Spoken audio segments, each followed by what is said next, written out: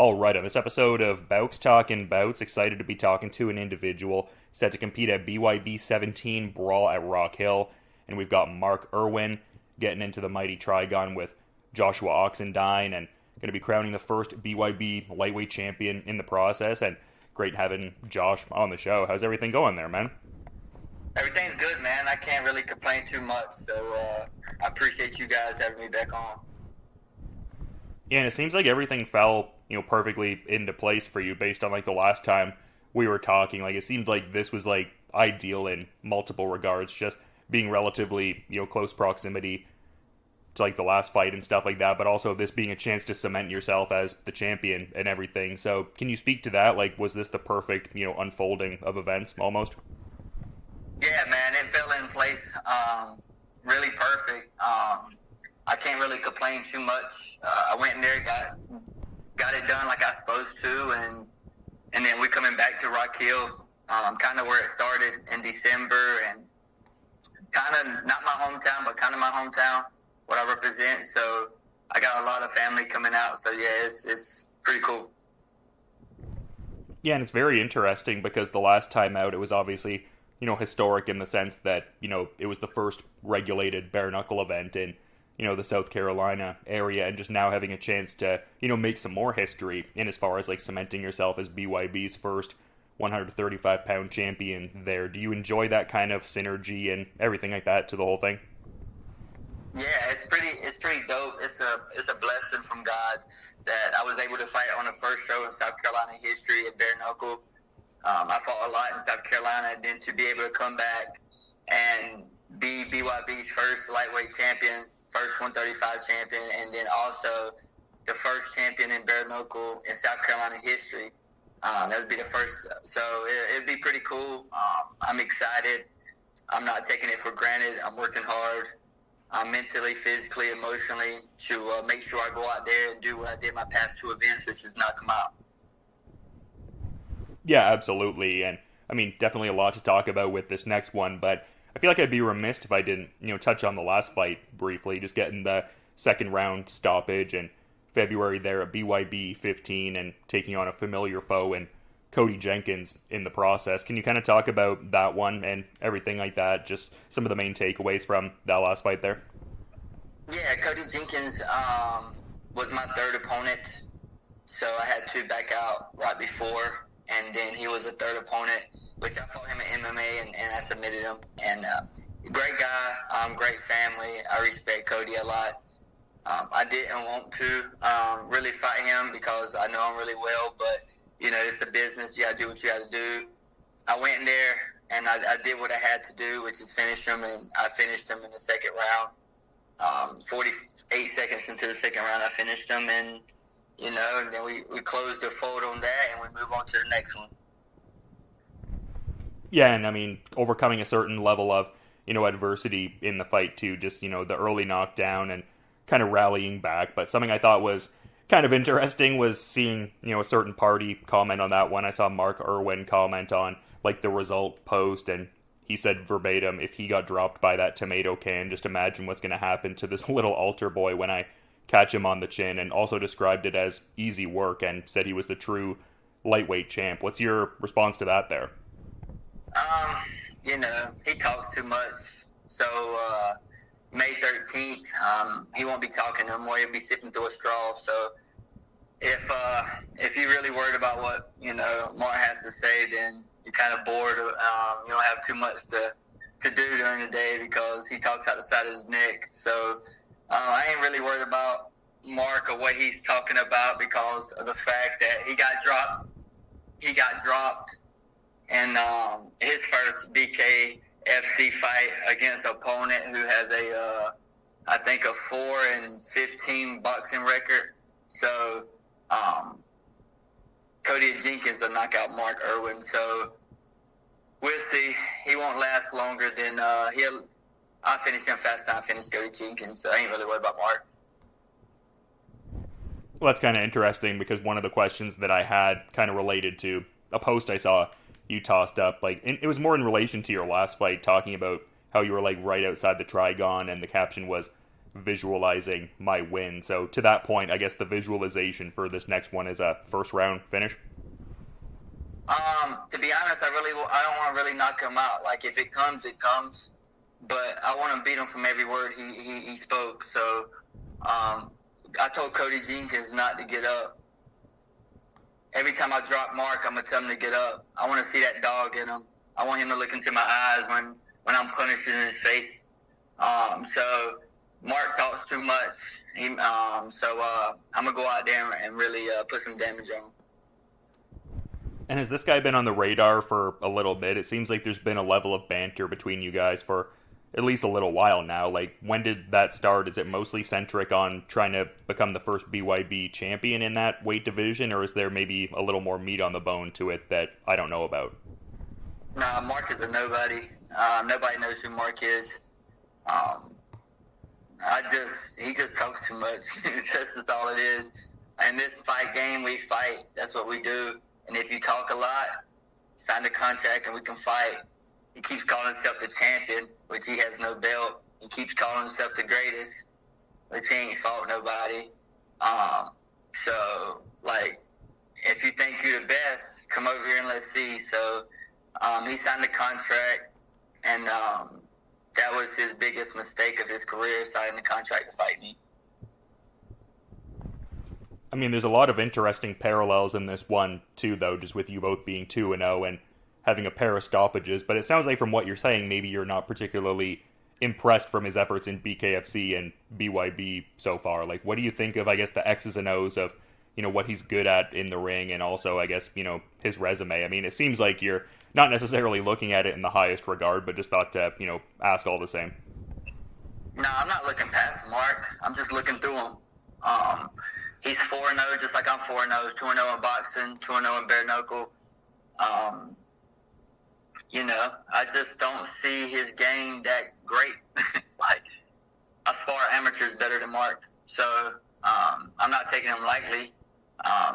His mouth is better than his hands, let's just say that. But, like I said, we have to get in there to fight. So, I don't talk a lot like that. I let him run his mouth on social media. I let him post his little videos. But May 13th, he has to get in there with me. And when he does, his coaches can't get in there with him. His friends can't get in there with him. His family can't get in there with him. It's just going to be me and him. And when he says fight and I hit him, his whole life's going to completely change. And you were talking about, like, gloved boxing in there, like, talking about both of both of you have been able to do within gloved boxing and bare knuckle, and you were doing both of those sports concurrently last year. I guess I'm kind of curious with this one, being a title fight, is the path through 2023 maybe mostly bare knuckle, or would you like to have some gloved boxing action this year as well? Oh, no, I'm going to stay active. I'm going to stay active in boxing and bare knuckle. I'm going to just keep it flowing. I like to fight. I love to fight. I grew up fighting. That's what we did in the backyard. Where I'm from, you fight. If you want to, be somewhere, be somebody, you have to put your hands up and fight. So this is, bare knuckle is just an organized street fight. And, Dada did it. And that's what I grew up doing, just like Dada grew up doing. And I'm going to go in there, handle business, become a champion, turn around, fight again. Like, I would like to get on the next show in London, shoot. Or if I box the next month. So it doesn't matter to me, man. I just like to fight. I like to go in there and do what I got to do. I mean, you talk about, like, the experiences of, like, throwing down in the backyards early on and stuff like that, and you're talking about Dada kind of having that experience as well. That seems to be a very interesting thing about this league, because it has that certain, I guess, sense of community and family and that kind of ethos of early on in the backyard days, but obviously, like, very high-level elite fighters now and a lot of professionals going at it with a lot of great fight IQ on the line. Does that sort of, like, I guess, ethos resonate with you, though? Like, just the whole rise from the backyards to, like, this more polished professional product, ultimately? Yeah, BYB's a family, from the bottom to the top. Like, Mark is a good guy. We just got to collide to become champion. If you want to be the best in the world, you got to take out everybody else to be the best. So Mark is on my radar, but from the bottom to the top, BYB's a family. Everybody really kind of respects everybody, and everybody really looks at everybody like a family. So I don't have no hard or ill will attention against nobody in the BYB family. We just going to fight. That's what we got to do. Put your hands up and fight. Afterwards, we shake hands and go up against our ways. You know what I'm saying? I'm going to go with my family. He's going to go with his family. But before that happens, we got to get in there and throw down. But, yeah, man, everything's a family at BYB. I love this organization. I'm going to keep fighting for this organization. The goal is to be the best in the world, and I got one man standing in front of me to make that happen, and I got to move him aside. And just kind of in talking about, seemingly strong connections and just, strong bonds and whatnot, it seems like that's the case with, Jamie Driver, like just with her cornering you last time out and her also being in a title fight at BYB 17. Can you kind of talk about that? Because I think that's a cool dynamic with you and Jamie Driver kind of having that sort of connection and then both readying to, vie for championships on May 13th. Yeah, Jamie's my homie. She's family for sure. Me and Jamie go way back until my amateur days, and she just went pro. We fought on the same card in South Carolina, and we stayed connected the whole time. So I knew Jamie probably like 5-6 years. So I fought in Florida, me and Mark, Florida. She was like 40 minutes from there, and she was like, I got you. I'm coming. So she cornered me with my wife, Coach AJ, and then to find out she's on this card, being my co-main event, fighting for the title in the women's division. So to see me as an amateur, and she just turned pro, to now both pros, to be able to become champions on the same night after she cornered me my last fight would be historic in our own way. So that's our goal. We're both training hard. We talk all the time. We talk every day, and we're just making sure we pushing each other to be great. So when we go out there, we have easy finishes. And yeah, she's family. So man, it's gonna be pretty dope. She's a dog as well. She's a straight dog. She'll stay there, stay in your face, punch you in the face, just like me. So yeah, she's a certified dog. Yeah, and another exciting fight too, just like similar to this one, and as far as like both combatants, 2-0 going into it, and yeah, just a pair of very, exciting title fights and stuff like that. So definitely, adding to a great night and everything like that for sure, man. Yeah, it's man, listen, if you fighting for a title on bare knuckle, you're a dog.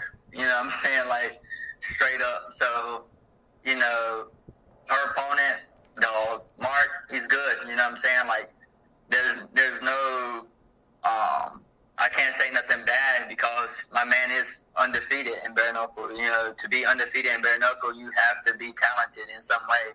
So it's going to be a great night of fights. This card is legit fire. Like, everybody on this card is dogs. Every fight on this card, someone's getting knocked out, or it's going to be a lot of blood. So if you don't got tickets, I suggest you go ahead and buy them. Use the promo code PreacherMan and come out because this place is going to sell out, and I'm gonna blow the roof off this place. Yeah, it's been quite the journey leading into this, and just speaking to the journey and everything, specifically the bare knuckle debut, I thought it was cool that you got to receive a painting from that bare knuckle fight in Rock Hill, and seemed to be quite the honor to you and everything, and understandably so. Can you kind of talk about the feelings when you received that? That seemed like a cool gift. Yeah, it was phenomenal. One of my members, Miss Laura, she came to my gym and completely changed her life. She's amazing. And after that fight, she drew me a painting for my birthday of that, and it really touched me, man. It's really amazing to see how I can be able to uplift and motivate people to follow their dreams, such as I followed mine. So the goal is to continue to be a role model for everybody, old, young, kids. It doesn't matter. Just to show people, no matter what you want to be in life, if you work hard, you push yourself, you never give up on yourself, and you work hard every day, you can be anything you want to be in this world. So that's the main objective, to continue to push that and let everybody know, you don't have to have two parents, you don't have to come from this, money to be something in life. The only thing you need is hard work and dedication, and you can be anything. Yeah, fair enough. And I imagine you're doing that a fair bit, just, readying to fight for a title. And you got, Paulie Malignaggi and Mike Goldberg calling the fights and, providing the soundtrack. So it seems like a great time and very much something that could inspire others, for sure. Yeah, I grew up listening to Mike and watching Paulie and Collier. It's just, it's surreal. You know what I'm saying? Watching Dada on YouTube and now they know who I am. I know who they are. I shake hands. I talk to them. I consider them family now, So, they know my family. So it's surreal. It's pretty cool. At first, I was kind of starstruck when I first met them. But, yeah, man, it's pretty cool that they are considered family. And if you talk to them, they probably consider me family as well. So it's pretty dope. But, like I said, May 13th, it's all business. There's no games going to be played. I'm going to go out there and do my job, and afterwards we can have fun. Yeah, for sure. And I guess just one of my last questions here, because I saw you had a post towards the end of February saying when it's all said and done, I'll be one of the best bare knuckle fighters in the world. And obviously winning a title is a big capstone achievement to really bolster one's resume. Like, how much is this fight going to really jettison you towards that kind of goal? Like, do you think capturing this title is really going to, I guess, really start you on that run? I mean, you've got 2 great wins so far, but is this really going to be like a catalyst to, I guess, especially bolster that resume and articulate to people that you are in fact one of the best bare knuckle fighters in the world? Yeah, this fight is just, to me, it's everything for me. Not just because it's for a title, not just because, it's in Rock Hill. I'm going out there to go 3-0 with 3 finishes.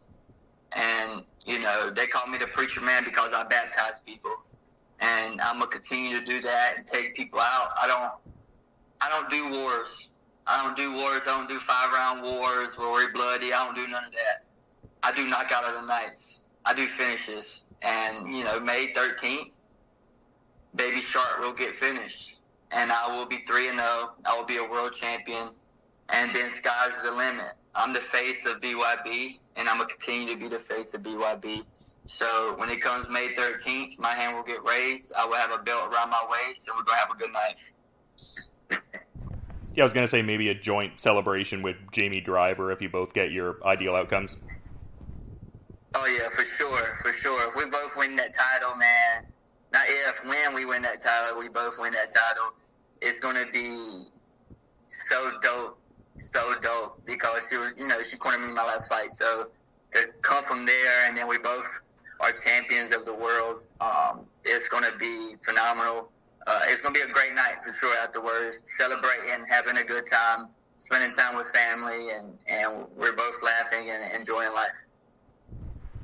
Yeah, I love to hear it, man. But you've been really great with your time as well, and I want to be mindful of the rest of your schedule as well. So is there any parting kind of final thought you might want to add as we're wrapping up, Joshua?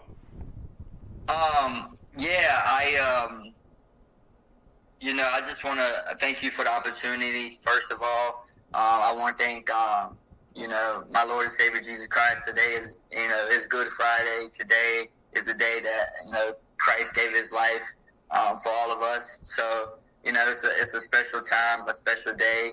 And, I want to shout out my sponsors, Joshua Locklear with Family First Life Soldiers, Gino with Locklear Agency, WD with My Entertainment, and Sammy Bailey with Official Sam Bailey. So shout out to them. Shout out to my wife, my family. Shout out to everybody who bought tickets so far and who's going to buy tickets. So don't miss it. Fireworks, May 13th, BYB, Rock Hill Sports Event Center. Doors open at 7. Main event, fighting for a title. So come out, watch the show, and get ready to celebrate with me.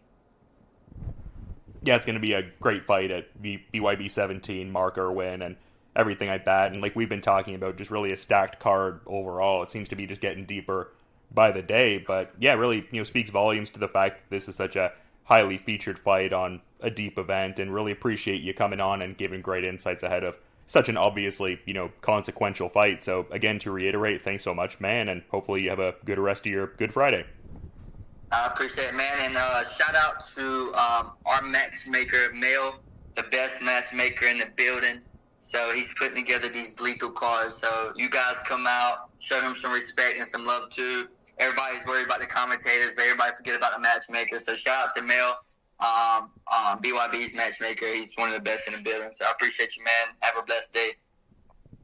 Yeah, thanks so much, man. Same to you. And yeah, I mean, for sure, just further articulating that great, BYB team they have there and stuff like that. But yeah, thanks so much again, and you have a good day, man. You too, man. Stay blessed. All right, on this episode of Bowks Talking Bouts, very excited to be talking to an individual set for BYB 17 Brawl at Rock Hill, and a fight that's taking big prominence and for very good reason. A lot going into it, and looking forward to getting some great insights into that as Mark Irwin and Joshua Oxendine get out there into the mighty Trigon on May 13th and going to crown that first ever BYB lightweight champion. And great getting to have Mark on the show today. How are you doing, man? I'm doing great. I'm excited to be here. Thank you for having me, my friend. No problem. I mean, great to talk to you and everything like that ahead of such a big fight. What was the temperament when this bout offer came your way? I imagine you weren't necessarily surprised. You strike me as a guy that's been very much eyeballing this championship opportunity for a bit, but what was the general temperament when the bout offer came your way? I'd think at the very least you'd be excited. Absolutely. I was extremely excited. It's been a real up and down journey for me. I think I was a little surprised, to be honest, just coming off of the injury and having been out for almost a year, to be able to come back to the biggest fight possible, a world championship title fight, the inaugural BYB Lightweight Bare Knuckle Boxing Championship. It's a tremendous honor. I'm extremely excited. I can't wait to go out there and put on another spectacular highlight reel knockout of the year contending performance and bring that belt back with me to Huntington Beach, California, Fight City, USA. That's kind of interesting, though. I mean, you talk about, the layoff and maybe just the uncertainty with the title shot mostly coming from that. Like, was there a thought that maybe you might return to a title eliminator fight at one point? Yeah, I wasn't sure exactly what they had in store for me, if I was going to have to fight one more time before I was going to get the shot. They just announced we're having the Trigon Combat card in Costa Mesa, which is, just 10-minute drive from me over in Huntington Beach. So I thought maybe that they were planning on putting me on that card. But when I met up with the organization and they offered me the fight, I couldn't have been more excited for the opportunity, and I can't wait to go out there and make the most of it. Yeah, definitely getting that sense from you, but like in an interview after your last fight, I was seeing that around then you were kind of like eyeing like a planned Miami card there, circa like August 2022, and obviously that didn't pan out for good reason. I mean, you had the injury you had to attend to, rightfully so, but what else were you getting up to during that time? I mean, I imagine there was a certain level of, I guess, intrinsic frustration with all of that there, but you strike me as a guy that would use the time for something productive as well. Like, what do you think this recent time off has done for you, or at the very least, like, what have you been getting up to aside from rehabilitating the injury since the last one?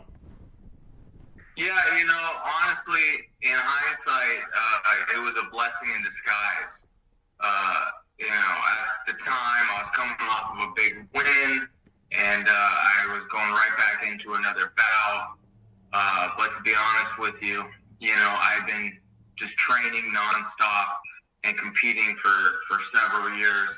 And if I'm being entirely honest, I was just getting burnt out on the training. And it wasn't until I was no longer able to train that, I really realized how much I love and appreciate it and how much I missed it and how much I wanted to just get back to training and competing.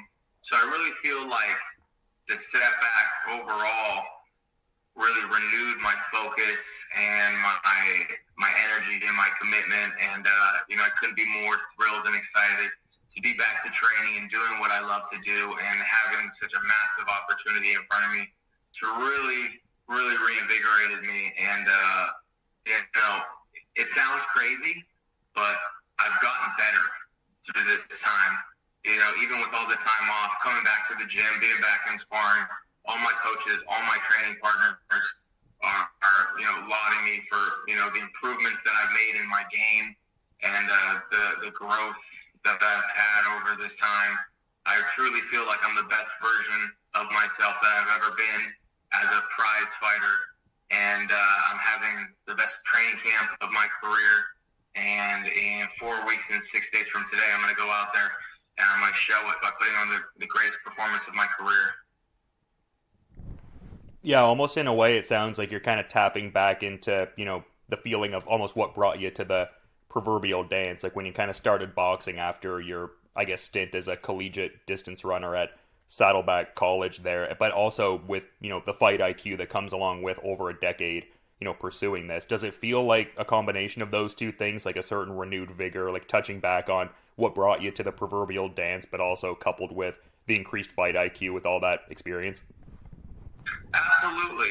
Yeah, I think it is a combination of things, the excitement of being able to be back to training. And then also, while I wasn't able to train, one thing I really prioritized was working on my mental game and working on my fight IQ. So when I wasn't able to go to the gym and train and spar and do those kind of things, I stayed home and I watched fights and I studied tape. And I really tried to grow my knowledge and my understanding of the sport on a deeper level, intellectually and conceptually. And I think I've done that. And I think that, the results will be evident on fight night for BYB 17. It's sort of curious you say that, because in referencing that article again that I just did talking about your running tenure in college, like it seems like you were kind of describing yourself at the time as someone who's not very scholastic necessarily, but hearing you talk right now, it seems like you're a studious guy. I guess it kind of just depends on the subject in question, right? Absolutely. I don't have an issue with focus. My issue is just whether or not I have interest in the subject at hand. So for me, school was never my strong suit because I wasn't interested in what I was studying. But as far as combative sports is concerned, I could watch fights all day. I could talk about fights all day. It's one of the only things that truly does interest me and holds my attention. So my ability to just study my craft and devote my time and energy and attention to it fully and wholeheartedly has never been an issue. I guess it's just interesting because I would think that you'd have just like a tremendous gas tank even from day one. Like it seems like you were very, I guess, just innately talented right from the jump. And obviously, like I've said, since developed a lot of technique and more compounded understanding of the game. But how much of a variable was that, I guess, just right from the rip, like your ability to, have that kind of gas tank from what you were doing with running before? And I mean, I feel like you'd be able to just innately, push a pace. So how much of that was a favorable, I guess, variable to you being able to weaponize pace early on? Absolutely. Yeah, like you said, coming from a collegiate track and field background, and then transitioning over to combat sports, I had a massive gas tank from day one, and I realized pretty quickly that was an advantage that I had over a lot of guys in the gym. And so I quickly started to, like you said, weaponize that and develop that as a part of my strategy to use my conditioning and my pace to break down opponents. And still very much to this day, it is a part of my style and my strategy and my technique. And it's something that I think sets me apart from the competition is that I always have one more round. I always have one more mile. I can always go one more. And I get that from my track and field background. Yeah, for sure, and definitely a lot more I want to, ask you about kind of in that vein, but I feel like I'd be remiss if I didn't at least briefly, touch on the last fight. And, I mean, just a great finish inside the distance, first round there and everything, and obviously seemed like you were on cloud nine after the Spencer Ruggieri win there. I mean, describing yourself as the baddest man on the planet and everything like that, and as you were talking about before, I mean, you also netted that 2022 KO of the Year award, so just all factors considered, I mean, what were the, I guess, main takeaways from that one? I'd think you'd be on cloud nine after that, it seems. Yeah, absolutely. Without a doubt, it was my greatest career accomplishment to date. It became the knockout of the night, which became the knockout of the year, which won me the 2022 President's Spirit Award from the Bare Knuckle Boxing Hall of Fame. I'll be attending the induction ceremony this July to receive my award from the president of the Hall of Fame. So it was definitely, a career footnote, but, just another step along the way here to the World Championship. And it seems like you've had a very interesting journey in at least bare knuckle boxing so far. I mean, some cool professional boxing experience early on, but it seems like you maybe went down a bit of a YouTube rabbit hole and kind of discovering bare knuckle boxing and stuff like that. Can you kind of talk about that early experience and stuff like that? It seems like you just got into it right away. Yeah, absolutely. After my amateur boxing career had ended, I won a couple state championships with USA Boxing. And after that, I spent a year officiating for USA Boxing as a judge, scoring fights at local events and tournaments. That was during 2019. In 2020, the pandemic happened, and the whole world shut down. So the gyms were closed. There was no events to referee or officiate at. However, there were professional boxing matches going on in Mexico.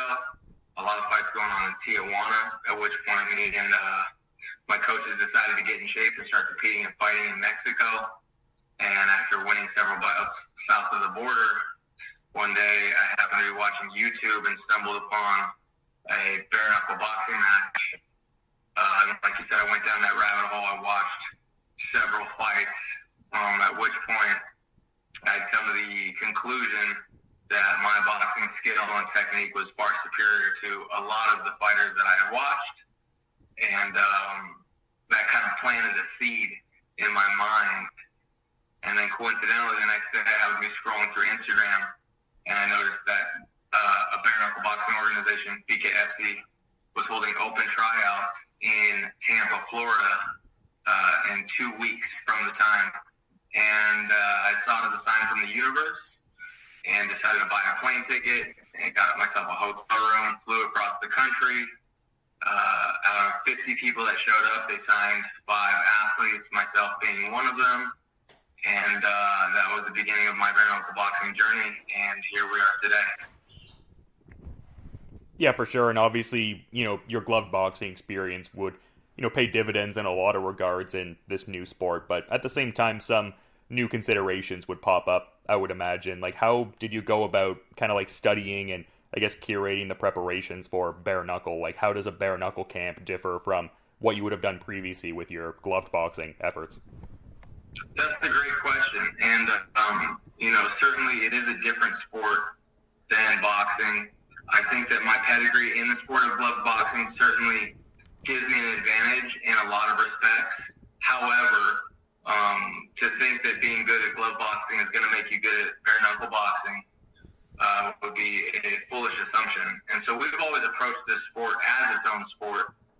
And some of the changes that we made in crossing over, I brought on an MMA coach, Ian Uncle Creepy McCall, the former flyweight world champion and former UFC superstar, is a close friend of mine, mentor, and one of my head coaches.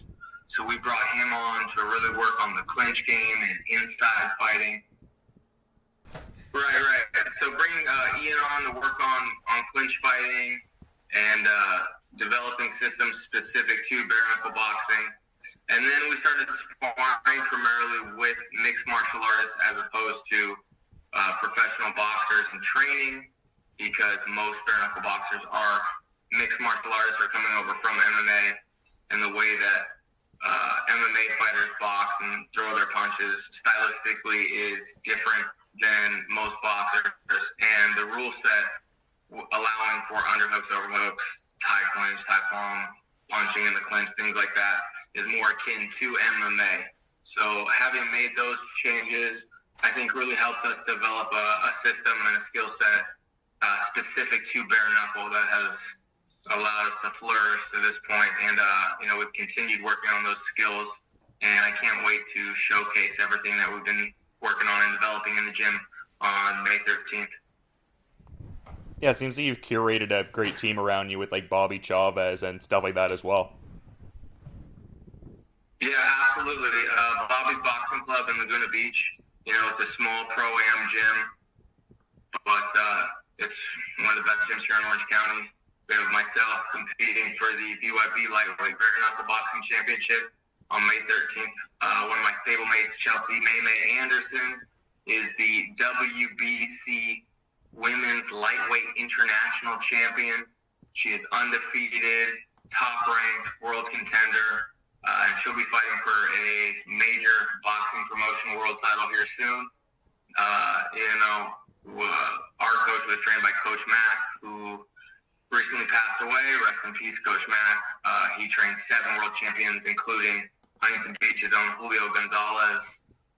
So coming from a great school of boxing with great coaches and training partners has been an invaluable asset to me as a fighter. Having Ian McCall on my team, being able to train with high-level UFC fighters and coaches has, it's had a tremendous impact on the development of my skill set and my knowledge, and I'm extremely grateful to be surrounded by such talented coaches and fighters. Yeah, and I mean, still relatively early in your bare knuckle journey, but getting to experience some really interesting perspectives already, and I'm kind of curious to, get some insights on that, just being that you got to compete in the competitive space BKFC utilizes, but then also competing in the Trigon, which you call the world's smallest combat sports ring. Like, what are, I guess, some of the differences and, I guess, considerations you have compared to, BKFC style fighting in that kind of specific framework versus how you approach fighting in the Trigon? Yeah, it is very different. I'm fortunate that I've been able to fight for the 2 largest promotions in the sport. BKFC, fighting in the squared circle, right, is a large circular ring that allows for a lot of movement and footwork. It's great if you want to use lateral movement in the circle and turn your opponent. You can keep spinning that thing forever. It's really hard to back somebody up because of the shape of the ring. Whereas in BYB, in the Trigon, which is the world's smallest combat sports surface, there's really nowhere to go. So it forces the confrontation, it forces the action. If you take 3 back steps, you're going to end up on the rope or in the corner. And one of the things to consider, too, about the mighty Trigon is that because there's only 3 corners instead of 4, the angles of each corner is substantially more narrow, being, I think, 60 or 66 degrees as opposed to 90 degrees, which makes it tougher to get out of if you do indeed get backed up in that corner. So considerations as far as movement, distance, and footwork all need to be taken into account for the different surfaces and shapes of the ring. I love fighting in the Trigon. It is the world's most dangerous combat sports ring, and it really adds to the level of excitement. Yeah, absolutely, man. Definitely fun, even from like a viewership perspective, to check out what's going on in the Trigon. But just in discussing your next opponent, Joshua Oxendine, I'm kind of curious about some of your thoughts on like what he brings to the table, because the comparisons can exist at least on paper a bit in as far as both of you having successes in gloved boxing and bare knuckle boxing, getting a couple stoppages in bare knuckle ranks and things of that nature. Like, what are your thoughts on Joshua Oxendine in terms of, I guess, just his resume? Like, what are your thoughts on what he's been able to do in gloved boxing and bare knuckle recently, leading into this title fight? Yeah, Oxendine, he's a tough opponent. He's got a lot of experience, but at the end of the day, his skill set is not on par with my skill set. His tools are more limited than my tools. I'm a better boxer. I hit harder. I have a higher fight IQ. I'm tougher. I got more heart. I got bigger balls. I'm better looking. My tattoos are better. I talk better. I do everything better. Oxendine is going to come in. He's going to do what he's going to do. Tough country boy. But at the end of the day, being a tough guy in the sport is going to get you hurt. And that's exactly what's going to happen to Joshua Oxendine, the altar boy, on May 13th. I'm going to knock him out viciously, violently, and emphatically. And I'm curious because I've seen some banter you guys have had online, and in some of the promotional material, it's talking about like this has been months of chirping culminating into this. Like, can you offer some insights into that? Like, when did all of this kind of start? Like the banter and the back and forth. Is it mostly oriented to just both of you, I guess, vying for that BYB lightweight title position, or is it maybe something more than that? Well, to be honest with you, I'd actually never heard of this kid until he started calling me out.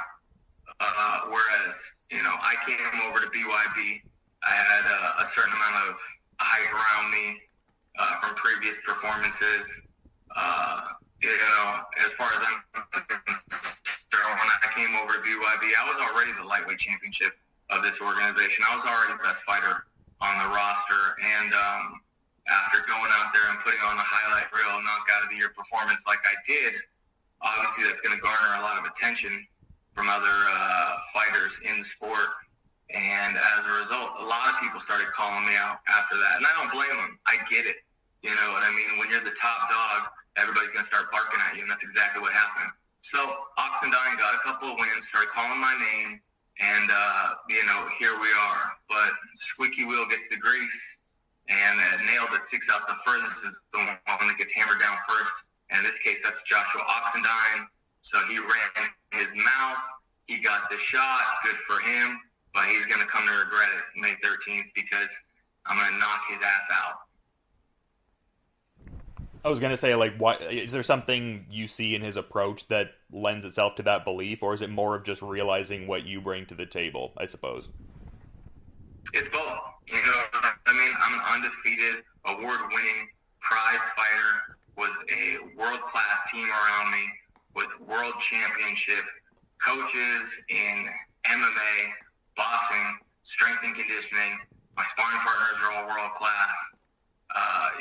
My resume speaks for itself. As far as Oxendine is concerned, I believe he has 8 professional losses in his combative sports career, 9 as far as I'm concerned, 6 and 7 of which are stoppages. He's a tough kid, but he's dumb. He lacks skills, and quite frankly, he lacks heart. He's been stopped many times. He's going to get stopped again, and that's an inevitable conclusion. I was going to say, it seems like in your wording you were thinking there was another fight he should have lost within that. What particular fight were you alluding to there? Yeah, absolutely. If you want to go ahead and look up on YouTube, BYB 3, Joshua Oxendine made his bare-knuckle boxing debut. Early in round 1, Oxendine suffered an eye poke. The referee called timeout and gave Oxendine up to 5 minutes to recover from the accidental foul. However, after less than 1 minute, Oxendine elected to tell the referee that he could not see, and the bout was declared a no contest. As far as I'm concerned, by forfeiting the additional 4 minutes that he had to recover from the incidental foul, proves that he lacks heart, he lacks toughness, and he, quite frankly, didn't want to be in there. So he found a way out when an offer was presented to him, and he took it. Me, quite frankly, I am not cut from that cloth.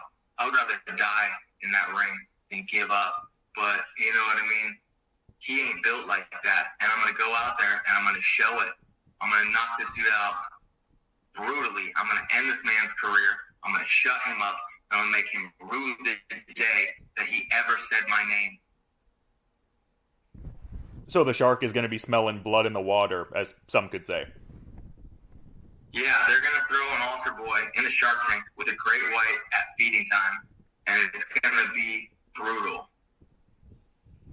I feel like I'd be remiss if I didn't get the backstory on the nickname. I usually ask fighters about that and just who gave them the moniker and just what it was derived from. So how did you come to be known as the Shark?